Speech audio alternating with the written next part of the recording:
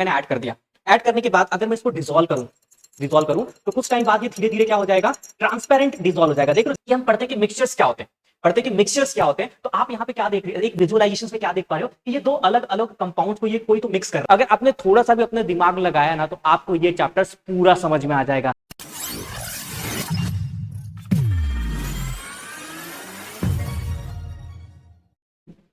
Hello बच्चों, कैसे हो आप सभी लोग। आई थिंक आप अपनी लाइफ में बहुत ही मस्त होंगे और रेडिएट प्रैक्टिकल्स को जरूर वॉच आउट कर रहे होंगे। सो बच्चों, आपका बहुत ही फेवरेट चैप्टर और बहुत ही इंपॉर्टेंट चैप्टर्स मैं यहाँ पे लेके प्रेजेंट आ चुका हूँ और वो है आपका chapter number 2, that is your solution. और सॉल्यूशंस बच्चा हम बहुत ही मजेदार तरीके से देखने वाले, मतलब आपको मैं इसमें प्रैक्टिकल के थ्रू मैक्सिमम चीजों को समझाने की कोशिश करूंगा ताकि आपको ये जो सॉल्यूशन चैप्टर्स है ये बिल्कुल आपको हार्ड ना लगे। ठीक है, सो हम स्टार्ट करते हैं इस अपने पहले लेक्चर्स को। मैं 2 से 3 पार्ट में चाहूंगा कि इस चैप्टर्स को खत्म करूं ताकि आपको cut to cut clear data दे सकूं, कितना आपको एग्जाम में लिखना और कितना लिखने पे कितना मार्क्स मिलता है बच्चा, सब कुछ यहाँ पे बताऊंगा। लेकिन आपको मेरा एक छोटा सा काम करना पड़ेगा। आपको बिल्कुल इस ये जो वीडियोस जब तक आपके आंखों के सामने रहेंगे, बिल्कुल आपको अपने मोबाइल या कंप्यूटर स्क्रीन को छोड़ के नहीं जाना, अदरवाइज मैं आपकी हेल्प नहीं कर पाऊंगा। तो मैं स्टार्ट करता हूं इस चैप्टर को, धमाकेदार chapter that is your solution. आपका चैप्टर नंबर 2 है और इसमें बच्चा बहुत ही प्यारा प्यारा कंसेप्ट है और बहुत ही आसान तरीके से मैं आपको यहाँ पे एक्सप्लेन करके देता हूं।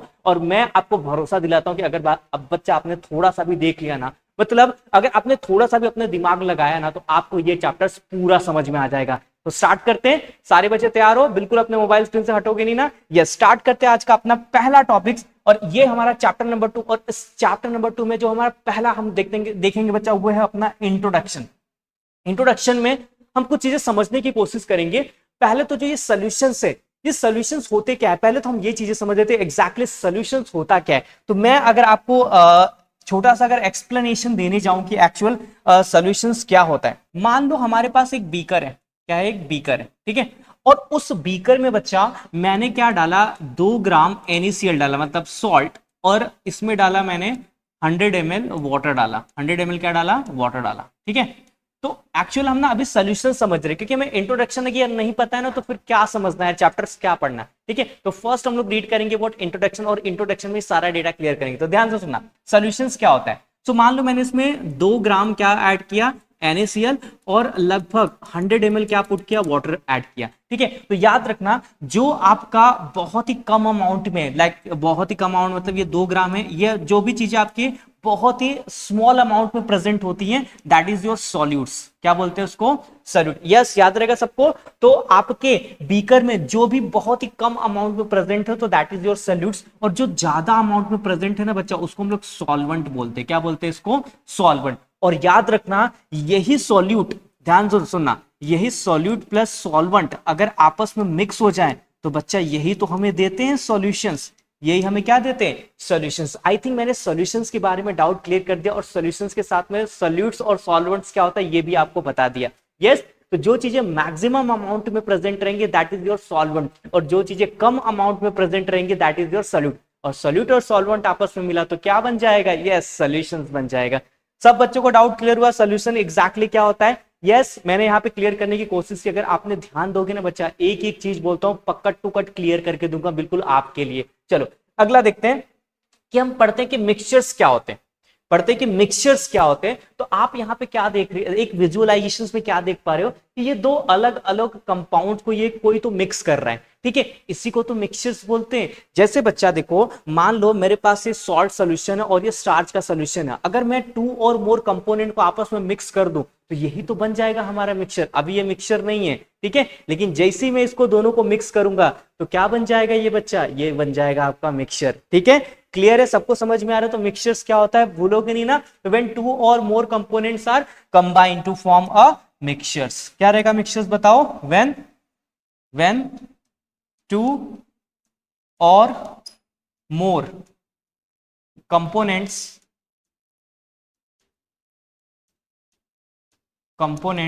are combined, 2 or more substance भी लिख सकते हैं, 2 or more substance are combined, 2 or more substance are combined to form mixture,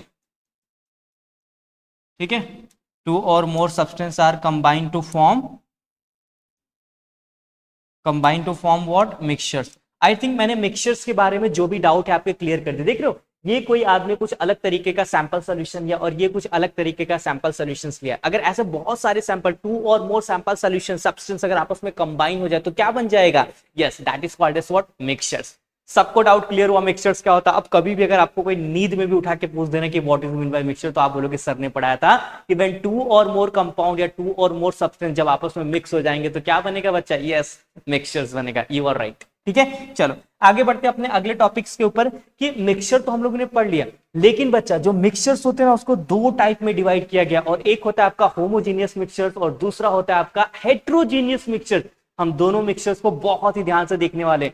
तो पहले एक चीज याद रखो कि होमो होमो होमो होमो का मतलब क्या होता है? ये सेम चीजें। और हेट्रो हेट्रो हेट्रो का बिल्कुल मतलब होता है बिल्कुल कुछ तो अलग आएगा यहाँ पे। एक चीज क्लियर हुआ? तो रुको, पहले मैं आपको एक्सप्लेन करता हूं कि होमोजीनियस क्या होता है और हेट्रोजीनियस मिक्सचर क्या होता है। ध्यान से सुनो। मेरे पास ये वाटर है, ठीक है, और ये मेरे पास NaCl का एक सॉल्ट है। तो अगर मैं इस वाटर में इस NaCl के सॉल्ट को अगर ऐड करूं, ठीक है, ये मैंने ऐड कर दिया। ऐड करने के बाद अगर मैं इसको डिसॉल्व करूं तो कुछ टाइम बाद ये धीरे धीरे क्या हो जाएगा? ट्रांसपेरेंट डिसॉल्व हो जाएगा। देख रहे हो, धीरे धीरे ये गायब होते जा रहा है। धीरे धीरे क्या होते जा रहा है? ये गायब। और कुछ टाइम बाद आप देख पा रहे हो, this is the clear transparent solutions. ठीक है, ठीक है, ये देखो अब ये बहुत ही अच्छे से डिसॉल्व हो चुका है। तो यहाँ पे एक क्लियर, देख रहे हो, आपको समझ में आ रहा होगा कि आपको क्लियर नेकेड आई से आपको बिल्कुल विजिबल है, आपकी लाइट इसमें से बिल्कुल पास हो जा रही है। ठीक है, तो अगर आपको एक क्लियर सॉल्यूशंस मिलता है तो यही होता है आपका होमोजीनियस मिक्सचर। मतलब अगर आप दो और मोर कंपोनेंट्स को अगर ऐड करते हैं तो उसके पार्टिकल्स एक दूसरे से बहुत ही रेगुलर वे में बॉन्डिंग बनाते हैं, रेगुलर वे में अरेंज होते हैं। ठीक है, दैट्स व्हाई NaCl का सॉल्ट और ये वाटर एक हमारा होमोजीनियस मिक्सचर्स हो गया। कैसा हो गया बच्चा? बिल्कुल ट्रांसपेरेंट और क्लियर सॉल्यूशंस दे रहा है ना, तो इसको हम लोग बोलते हैं यूनिफॉर्म मिक्स होना। कैसा? एक ऑर्डर्ड में मिक्स होना। ठीक है, एक पार्टिकल्स के बाद एक पार्टिकल्स के बाद ऐसे मिक्स होते हैं। So that is called as what बच्चा? Yes, homogeneous mixture. तो यहां पे देख लो, जो आपका होमोजीनियस मिक्सचर्स होता है वो कैसे ऐड होता है? वो यूनिफॉर्मली होता है। तो mixing of the component is uniform. अब देखते हैं हेट्रोजीनियस मिक्सचर। तो हेट्रोजीनियस मिक्सचर बिल्कुल उल्टा रहेगा। तो mixing of the component is non uniform. मैं बताता हूं नॉन यूनिफॉर्म कैसे होता है। मान लो ये मेरे पास ये वाटर है, अब मैं इसमें मिक्स कर रहा हूं स्टार्च सॉल्यूशन। क्या मिक्स कर रहा हूं इसमें? Starch solution. अब देखो, जैसे आपने इसमें स्टार्च सॉल्यूशंस को क्या क्या मिक्स किया, ठीक है, तो आप क्या देख पा रहे हो यहाँ पे? ये क्या है? ट्रांसपेरेंट है, विजिबल है, मतलब पूरा लाइट यहां से पास होगी क्या? नहीं पास होगी। तो ऐसे ये यूनिफॉर्म तरीके से मिक्स नहीं हुआ है, एक के नीचे एक पार्टिकल्स इसमें नहीं अरेंज हो पाते। दैट्स व्हाई ये हमारा क्या हो जाएगा? ये हमारा हो जाएगा बच्चा नॉन यूनिफॉर्म मिक्सिंग। एंड ऐसे मिक्सिंग्स को हम लोग बोलते हैं हेट्रोजीनियस मिक्सचर्स। क्या सबको समझ में आया? तो अब आप देख सकते हैं ये दोनों का अंतर, बिल्कुल डिफरेंस आप यहां पे पता कर सकते हैं। That is the homogeneous mixture. दोनों के दोनों कंपोनेंट्स आपस में बिल्कुल अच्छे से प्यार से बॉन्ड बना रहे और यूनिफॉर्मली क्या हो रहा है? मिक्स कर रहे हैं। And this is the non heterogeneous mixture. यहां पे क्या हो रहा है? नॉन यूनिफॉर्म मिक्सिंग हो रही है। कैसी मिक्सिंग हो रही है? नॉन यूनिफॉर्म मिक्सिंग हो रही है। आई थिंक आप सबको ये चीजें बहुत ही अच्छे से समझ में आ गई होंगी। तो चलो मैं यहाँ पे कुछ ग्राफिकल रिप्रेजेंटेशन लाया हूं जो आपको दिखा देता हूं। सी हियर, यहाँ पे देखो, देखो मैंने क्या किया है, यहाँ पे मैंने लिया है, ये देखो एक प्यारा सा वाटर लिया है, बिल्कुल लवली, ठीक है, पीने वाला ही पानी है, ठीक है, और यहाँ पे शुगर डाला है या फिर सॉल्ट डाला। तो जब मैं दोनों को डिसॉल्व करूंगा तो बिल्कुल यूनिफॉर्म तरीके से ये डिसॉल्व हो जाएगा और हमको क्लियर और ट्रांसपेरेंट मिलेगा। लेकिन अगर आप यहाँ पे अगर देख पा रहे होगे तो मैंने सैंड प्लस वाटर लिया और दूसरा ऑयल प्लस वाटर लिया, तो ऑयल बिल्कुल अलग हो गया और वाटर बिल्कुल क्या हो गया? अलग हो गया। दोनों के बीच में कोई यूनिफॉर्म बॉन्डिंग ही नहीं हो रही है। ठीक है, आई थिंक सबको समझ में आ गया रहेगा कि what is homogeneous mixture and what is heterogeneous mixture. बच्चा अगर मेरे ये लेक्चर्स आपको बहुत ही प्यारे लगते हैं तो प्लीज इस वीडियो को जरूर लाइक करिएगा और चैनल को सब्सक्राइब करके अपने दोस्तों के साथ में जरूर शेयर करिएगा, क्योंकि आपका एक प्यारा सा सब्सक्राइबर इस चैनल के लिए बनता है। ठीक है, चलो आगे बढ़ते हैं, अगला टॉपिक्स उठाते हैं। एंड टाइप ऑफ सॉल्यूशंस देखते हैं। टाइप ऑफ सॉल्यूशन मतलब सॉल्यूशंस के कितने टाइप होते हैं? टाइप ऑफ सॉल्यूशंस, एक सॉल्यूशन अगर मैं कोई सॉल्यूशंस बनाऊं, कुछ भी बनाऊं, तो कितने टाइप हो सकते हैं? तो आपको तो पहले पता होगा कि चैप्टर नंबर 1 में पढ़े होगे स्टेट ऑफ मैटर। ठीक है, कि मैटर के कितने स्टेट होते हैं, एक होता है सॉलिड, लिक्विड और गैसेस। बस इसी को मुझे ना रीअरेंज करके आपको बताना है, तो बहुत ही ध्यान से देखना, इसमें तो कभी कभी एमसीक्यू में क्वेश्चन फंस जाते हैं। ठीक है, चलो देखो, स्टेट ऑफ सॉलिड्स और स्टेट ऑफ सॉल्वेंट, किसी भी सोल्यूशन कुछ भी बनाने के लिए दो सॉल्यूट और सॉल्वेंट को आपस में मिक्स कर दो तभी वो चीजें बन के रेडी होती, नहीं तो नहीं होंगी। तो देखो पहला मैं ले रहा हूं सॉलिड, लिक्विड और गैसेस। अब देखो पहले में मैं सॉलिड में लिक्विड ऐड कर रहा हूं, तो क्या इसका मैं एग्जांपल क्या दे सकता हूं, ध्यान सुनना। अगर मुझे सॉलिड में लिक्विड को ऐड करना है तो मैं उसके एग्जांपल्स आपके लिए क्या दे सकता हूं, यस, सी वाटर या बेंजेनोइक एसिड इन बेंजीन या सुगर इन वाटर। ठीक है, सी वाटर्स में आपको दिखाता हूं, ये देखो आप देख रहे हो, तो ये है आपका सॉलिड लिक्विड का एग्जांपल। आपने देखा होगा सी वाटर्स को या फिर समुद्र के पानी को देखा होगा, उसमें क्या रहता है, NaCl का सॉल्ट भी रहता है, दैट इज योर सॉलिड, और इसमें वाटर भी रहता है, that is your liquid. Clear हुआ सबको डाउट? यस सर, क्लियर हुआ। नेक्स्ट है सॉलिड सॉलिड कंपोनेंट। तो आप सॉलिड सॉलिड कंपोनेंट कुछ भी ले सकते हो। देखो सॉलिड सॉलिड कंपोनेंट्स आपस में कैसे बना सकते हो, जैसे आपका हो गया ब्रास किससे बनता है, कॉपर एंड जिंक। आपका हो गया ब्रॉन्ज किससे बनता है, कॉपर और टिन। तो ये हो गए इसके एग्जांपल, ब्रास और ये ब्रॉन्ज, ये किसके एग्जांपल हो गए, सॉलिड सॉलिड जब मिक्स करोगे तो ये इसके एग्जांपल हो जाएंगे। उसके बाद है सॉलिड और गैस, तो वो पहले सॉलिड में रहेगा, बाद में गैस में चले जाएगा। अगर आपने उसको बाहर रखा तो किसमें कन्वर्ट हो जाएगा, गैस। तो इसका एग्जांपल क्या है, आयोडीन इन एयर। मैं आपको दिखाता हूं, आयोडीन इन एयर। देखो ये आयोडीन के क्रिस्टल्स है, ये ना जैसे आप इसको बाहर रखोगे ना तो ये तुरंत ना एयर में जाने लगते। कहां जाने लगते हैं, तुरंत, ये तुरंत निकल के आपके एयर में मूव होने शुरू हो जाते हैं। तो यही आपका एग्जांपल है सॉलिड इन गैस। सबको समझ में आया? चलो आगे बढ़ते हैं। लिक्विड एग्जांपल भाई ये तो बताने की मुझे जरूरत नहीं है, ठीक है, ये पता होगा सबको। ठीक है, तो देखो जो अल्कोहल होता है वो वाटर में कैसा रहता है, वाटर और अल्कोहल दोनों लिक्विड होते हैं, तो ये उसके बेस्ट एग्जांपल होते हैं। ठीक है, सबको समझ में आ रहा है? तो जितने वाइन्स, जितने आप चीजें देखते हो, जितने अल्कोहलिक चीजें देखते हो, ठीक है, जो कि बहुत ही ज्यादा कंज्यूरियस होते हैं आप हमारे हेल्थ के लिए, ठीक है, इसको हमें ड्रिंक नहीं करना चाहिए। तो ये एक एग्जांपल है लिक्विड का। एक वोडका की बोतल है, ठीक है, देख के तो मजा आ रहा होगा, लेकिन ये आपका लिक्विड का एग्जांपल है, क्योंकि इसमें जो आपका इथेनॉल है वो लिक्विड में है और जो आपका वाटर है वो भी एक इसमें लिक्विड में है। तो दोनों आपस में क्या हो गया, मिक्स होकर एक वोडका का बॉटल बना रहे। ठीक है, इसको ड्रिंक नहीं करने का, ठीक है, हाईली कंज्यूरियस टू हेल्थ है आपने हमारे लिए।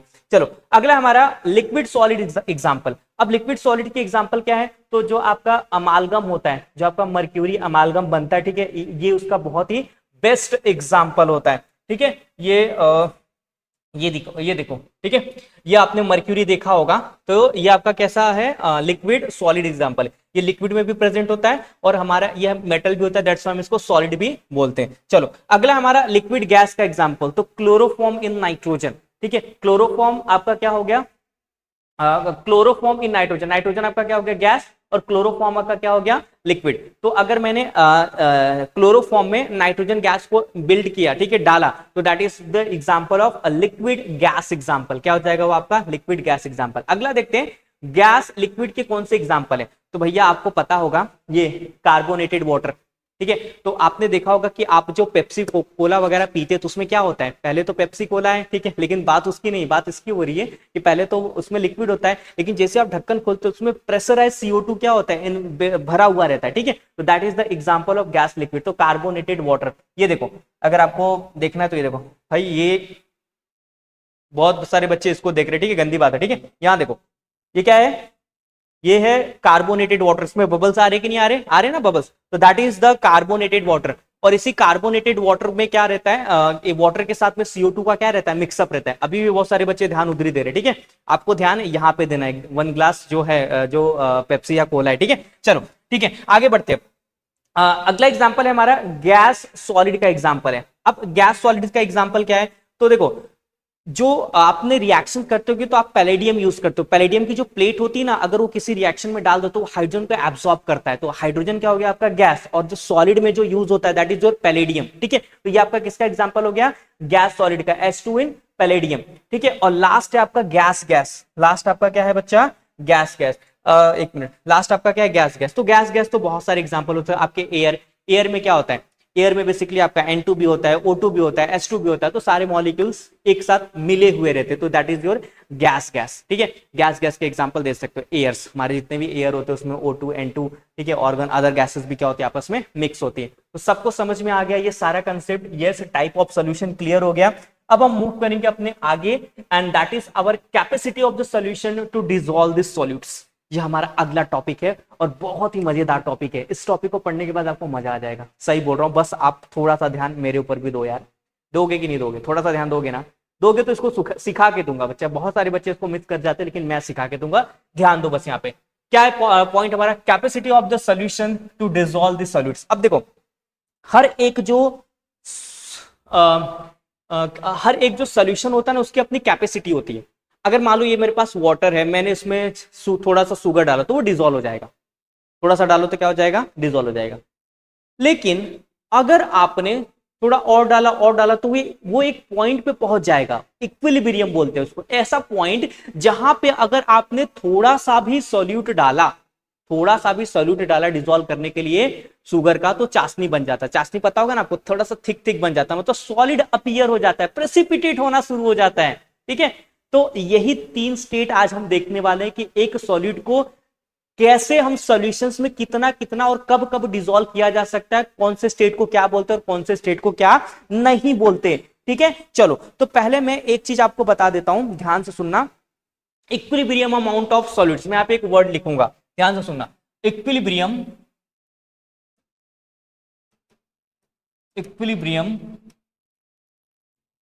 अमाउंट ऑफ सॉल्यूट, इसका मतलब क्या होता है? ध्यान से सुनना। इक्विलिब्रियम अमाउंट ऑफ सॉल्यूट्स का मतलब क्या होता है?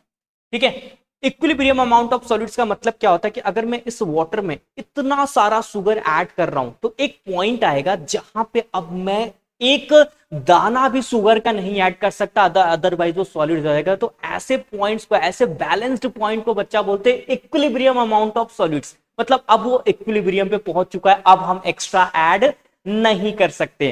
क्लियर है? आपको ये मेरा समझाया हुआ चीज समझ में आ रहा होगा। तो देखो, इक्विलिब्रियम अमाउंट ऑफ सॉल्यूट, अगर इसको समझ में आएगा ना, उसी को अभी मैं जो बताने जा रहा हूं वो समझ में आएगा। पहले ध्यान सुनो, इक्विलिब्रियम अमाउंट ऑफ सॉल्यूट्स क्या होता है। सारे बच्चों का ध्यान बिल्कुल मेरे पास होना चाहिए कि अगर मान लो मेरे पास लिक्विड है, तो मैं उसमें इतना ही शुगर डाल सकता हूं, तो एक पॉइंट पे आ जाएगा, एट इक्विलिब्रियम पॉइंट पे आ जाएगा, जहां पे अब मैं उससे ज्यादा और शुगर ऐड नहीं कर पाऊंगा, नहीं तो चाशनी बन जाएगी। उसी को बोलते हैं इक्विलिब्रियम अमाउंट ऑफ सॉल्यूट। अब देखो, capacity of solution to dissolve the solute, इसके 3 टाइप होते हैं। कौन कौन से 3 टाइप होते हैं? एक होता है आपका अनसैचुरेटेड सॉल्यूशन, दूसरा होता है सैचुरेटेड सॉल्यूशन, तीसरा होता है सुपर सैचुरेटेड सॉल्यूशन। तीनों देखेंगे। देखो देखो ध्यान से देखो, अगर सैचुरेटेड सॉल्यूशंस क्या होता है? मैंने पानी लिया, 100 ml पानी लिया और 2 ग्राम शुगर डाला, तो दोनों अच्छे से डिसॉल्व हो जाएंगे। डिसॉल्व हो जाएंगे? नहीं डिसॉल्व हो जाएंगे? डिसॉल्व हो जाएंगे भाई, आराम से डिसॉल्व हो जाएंगे। तो मैंने सॉल्यूट्स कम रखा और वाटर ज्यादा रखा, तो आराम से डिसॉल्व हो जाएगा। उसको हम लोग बोलेंगे सैचुरेटेड सॉल्यूशंस, अनसैचुरेटेड सॉल्यूशन। तो यहां पे ध्यान से देखना, यहां पे ध्यान से देखना क्या मैं बता रहा हूं। अमाउंट ऑफ सॉल्यूट्स, ठीक है, amount of solutes is greater than less than, amount of solutes is less than equilibrium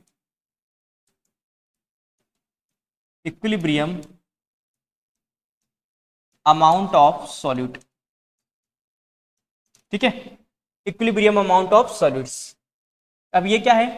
unsaturated solution. देखो, आपने जो अमाउंट ऑफ सॉल्यूट्स ऐड किया किसी लिक्विड के अंदर, वो क्या रहेगा? कम रहेगा as compare to equilibrium amount of solute. मैंने इसका मतलब बताया था ना, ये एक ऐसा पॉइंट होता है जहां पे आपने सॉल्यूट्स को ऐड कर करके सॉल्वेंट में, अदरवाइज पानी में ऐड कर करके ऐसे लेवल पे पहुंचा दिया कि अब आप कुछ नहीं ऐड कर सकते। ठीक है, तो अगर आप कुछ ऐड नहीं कर सकते, तो अगर उसके आप पहले ऐड करके किसी भी चीज को डिसॉल्व कर रहे हैं, तो उसको हम लोग बोलेंगे अनसैचुरेटेड सॉल्यूशंस। क्या बोलेंगे उसको? अनसैचुरेटेड। मतलब जब तक डिसॉल्व हो रहा है तब तक उसको हम लोग बोलेंगे अनसैचुरेटेड सॉल्यूशन। अब देखो, सैचुरेटेड सॉल्यूशंस क्या होता है, ध्यान सुनना। सैचुरेटेड सॉल्यूशंस क्या होता है? तो यहां पे जो आपका अमाउंट ऑफ सॉल्यूट्स होगा, अमाउंट ऑफ जो सॉल्यूट होगा, ठीक है, जो आपका अमाउंट ऑफ सॉल्यूट होगा वो इक्वल होगा किसके? इक्विलिब्रियम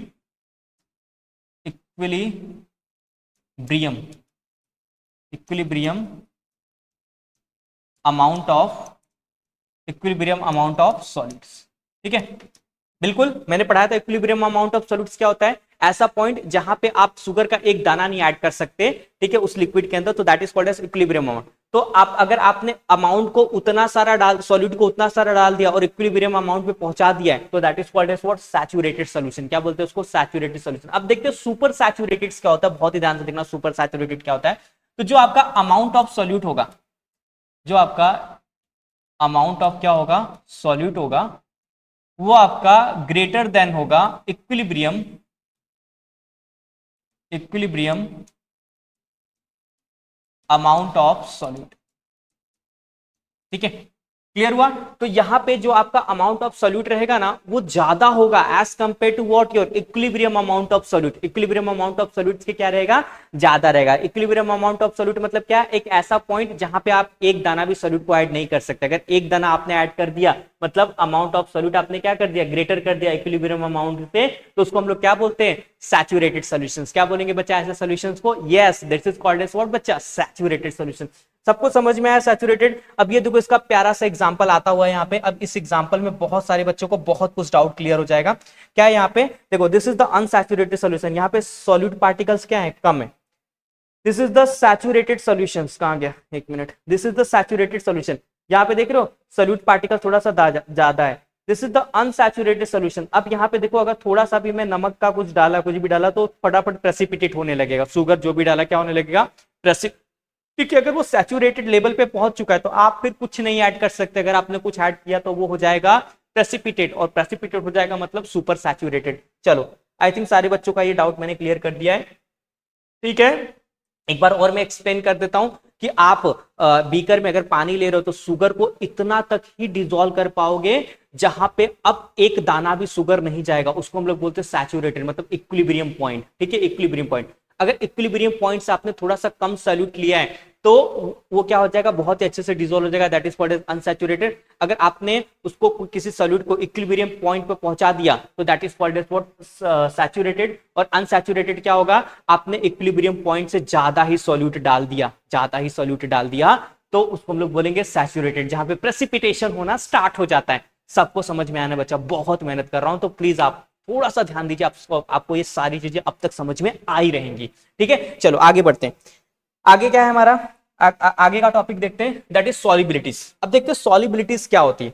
सॉल्युबिलिटीज मतलब आप समझते हो, सॉल्युबिलिटीज मतलब कोई चीज किसी चीज में कब सॉल्युबल होगी। तो मैं पहले एक फॉर्मूला लिखता हूं, पहले एक प्यारा सा अच्छा सा आपके लिए एक फॉर्मूला लिखता हूं कि जो सॉल्युबिलिटी होती बच्चा, सॉल्युबिलिटीज, ठीक है, जबकि सॉल्युबिलिटीज होती है वो किसके इक्वल होती है, ठीक है, amount of solute, amount of solutes by volume of solution, volume of solution. ठीक है, सॉल्युबिलिटीज क्या होती है, आप कितने अमाउंट में सॉल्यूट ले रहे हो और वो डिसॉल्व कर रहे हो तो कितना सॉल्यूशंस बन रहा है, वही तो आपकी क्या हो गई, सॉल्युबिलिटीज हो गई। तो आप डेफिनेशंस क्या लिख सकते हो, बताओ डेफिनेशंस क्या लिख सकते हो। यस, आपको पता होगा कि the ratio of amount of solute dissolve in volume of solution in liter। ठीक है, so that is called as what बच्चा, that is called as what, solubility is called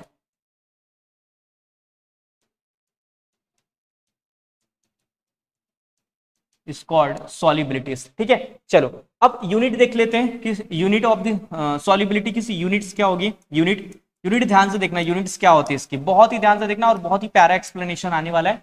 तो देखो जो आपका सॉल्यूट होता है वो ग्राम में रहेगा, लेकिन हम यहाँ पे एज अ मोल काउंट करेंगे। ठीक है, ग्राम और आम नहीं लेंगे। तो सॉल्यूट्स को आप एज अ ग्राम में भी ले सकते हो, एज अ मोल में भी ले सकते हो। तो ये सॉल्यूट जो रहेगा हमारा मोल में चले जाएगा। ठीक है, दूसरा वॉल्यूम ऑफ द सॉल्यूशन, तो जो वॉल्यूम रहता है वो किसमें रहता है, यस लीटर में होता है। किसमें होता है, लीटर में होता है। ठीक है, तो अगर मैं यूनिट्स प्रॉपरली लिखने जाऊं तो ये लीटर ऊपर चले जाएगा तो क्या मिल जाएगा तुम्हें, मोल पर लीटर। क्या मिल जाएगा, ये ऊपर चले जाएगा तो माइनस में हो जाएगा ना, तो क्या हो जाएगा, मोल पर लीटर। ठीक है, तो दैट इज द ओवरऑल सॉल्युबिलिटीज। तो आई थिंक आपको सॉल्युबिलिटीज पता होगा कि पता चल गया रहेगा कि the ratio of amount of solute dissolve in volume of solution in litre. ठीक है, और मैंने इसका आपका यूनिट्स भी बता दिया ताकि अगर एक बार ना एग्जाम में ये 1 मार्क्स के लिए आया था बच्चा, 1 मार्क्स के लिए ये काफी इंपॉर्टेंट था। इसका यूनिट पूछा था कि सॉल्युबिलिटीज का यूनिट क्या होता है, और एमसीक्यू में दिया था, जो 10 आपके एमसीक्यू आते। करोगे ना ये सब बच्चे करके जाओगे ना। देखो एक टीचर्स का ना बहुत सारा मेहनत लगता है किसी भी चैप्टर को एक्सप्लेन करने के लिए, पढ़ाने के लिए। वो बच्चा उस टीचर्स के लेक्चर्स में कितना ध्यान देके पढ़ रहा है वो भी मायने रखता है, क्योंकि टीचर तो अपना बेस्ट दे दिया, पर बच्चा क्या अपना बेस्ट दे रहा है? नहीं दे रहा है। तो एक टीचर्स को ना थोड़ा सा अंदर से बुरा लगता है कि यार मैंने ना इतना मेहनत किया पर उस बच्चे को नहीं समझ में आया। हो सकता है कोई अदर रीजन हो, लेकिन अगर बच्चे ने ध्यान दिया और नहीं समझ में आया तो इस टीचर का फेलियर होता है। लेकिन अगर बच्चों ने ध्यान नहीं दिया तो उस टीचर को ना बहुत बुरा लगता है। ठीक है, चलो मैं चाहता हूं आप सारे बच्चे बिल्कुल मन तन लगा के यहां पे पढ़ो। ठीक है, चलो ओके, अगले टॉपिक की तरफ मूव करते हैं।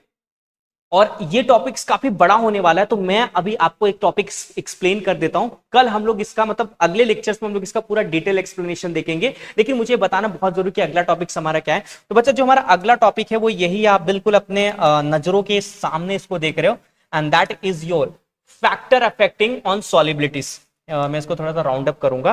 ठीक है, factor affecting on solubilities, factor affecting on solubilities. ठीक है, फैक्टर अफेक्टिंग मतलब कौन कौन से फैक्टर है जो सॉलिबिलिटीज को इफेक्ट कर सकते हैं।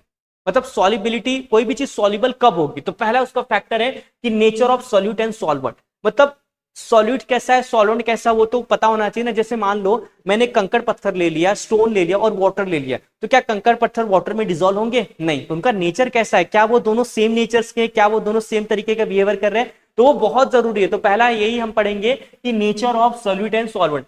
दूसरा हम लोग पढ़ेंगे effect of temperature on solubility. हम लोग ये देखेंगे कि यार क्या हम टेम्परेचर लगा के किसी भी चीज को डिसॉल्व कर सकते हैं, क्या वो डिसॉल्व हो सकता है। तो दूसरा हमारा जो टॉपिक आएगा यही आएगा कि effect of temperature on solubility. And third जो सॉल्युबिलिटी को इफेक्ट करती है वो है प्रेशर, मतलब प्रेशर भी सॉल्युबिलिटीज को इफेक्ट करती है। ठीक है, तो ये जो तीनों टॉपिक से बच्चा, ये बहुत ही मजेदार तरीके से मैंने ऐसे बिल्कुल इजी वे में, स्लाइड वे में, जितने भी स्लाइड आप देख रहे हो बिल्कुल इजी वे में, और स्लाइड्स के सारी पीपीटी आपके लिए बना कर दिया हूं। इतना लिखोगे ना बच्चा फुल मार्क्स मिलेगा, और मैं ऐसा बेस्ट तरीके से आपको एक्सप्लेन करके दूंगा ना, आपको कहीं जाने की जरूरत नहीं है। आप अगर इस चैप्टर्स को मेरे से पढ़ लेना बच्चा, दोबारा आपको कोई चाहिए ही नहीं रहेगा। ठीक है, और ऐसा पढ़ा के दूंगा कि आप इसको एग्जाम में कट टू कट लिख के लाओगे और अच्छे मार्क्स आपको मिलेंगे। ठीक है, तो चलो मिलते हैं अपने नेक्स्ट वीडियो में। जब मैं आऊंगा तो ये सारी तीनों चीजें एक्सप्लेन करूंगा। ठीक है, तब तक हमारे चैनल के साथ में बने रहिएगा, क्योंकि आपका भी चैनल है, ओनली मेरा चैनल है, क्योंकि आप अगर इस चैनल को सपोर्ट करोगे तभी ये चैनल आगे जाएगा। ठीक है, चलो तो मिलते हैं। Thank you for watching this video and please do subscribe A to Z practicals. Thank you.